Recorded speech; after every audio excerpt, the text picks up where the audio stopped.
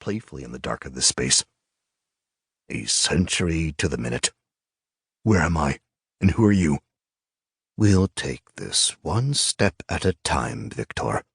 My name is Krajalik, and you're stuck in between life and the afterlife due to the immense rage and hatred your soul is radiating. It's very rare, but it happens. Rage over what? What happened to me? How did I die? First, focus on the Enma passing through your body. Let it flow through every inch of your body and become accustomed to it. The Enma will help you to focus and maintain your current form. I stood there, focusing on the power gathering inside and expanding. It was calming and empowering at the same time as it rushed in and out, almost as if forming a barrier inside whose only job was to keep me happy. What is this power? It feels so. It almost feels like life itself.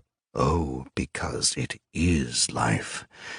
Enma is the life force that is gathered inside everyone's body, that lives out in the world and is formed inside the bodies of beasts and monsters. Their absorption rate is 100 times higher, but they have certain limits that are very hard to surpass. And you're giving me some of that life force right now. I am. See, you used to have a lot of it, and by a lot I mean a very large and incomprehensible quantity of it. But you were betrayed by those close to you, so your life force was damaged, leaving you crippled. It was easy enough to kill you in such a state.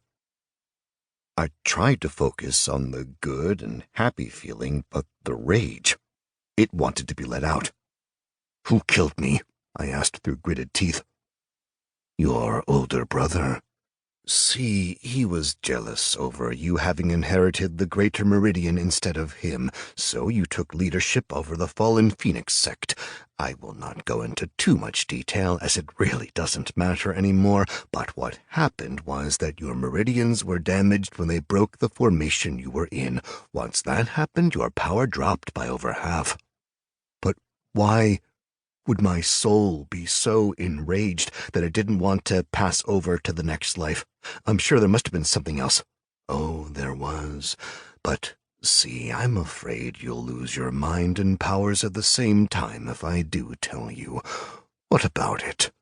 I can help you reincarnate to a new life, putting all of this behind you, or you can risk losing everything just to know what happened to you in a previous life.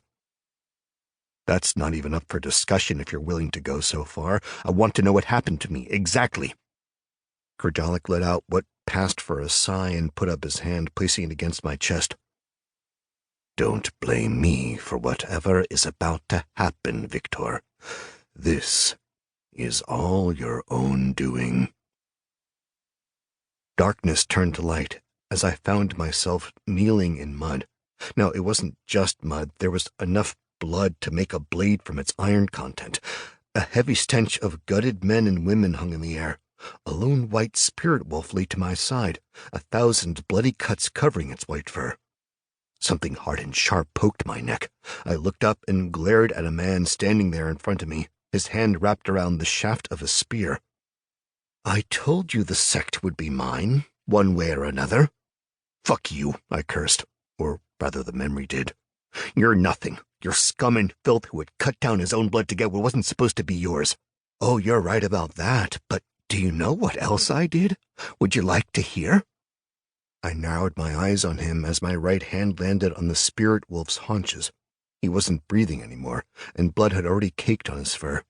At least we'd be joining the afterlife together, where our wives would be waiting for us. You'll tell me, even if I don't want you to, right? So go ahead. Tell me, you damn bastard. The 3 men who stood around me held their weapons at the ready, just in case, but I was almost gone already. I couldn't even hurt a fly anymore.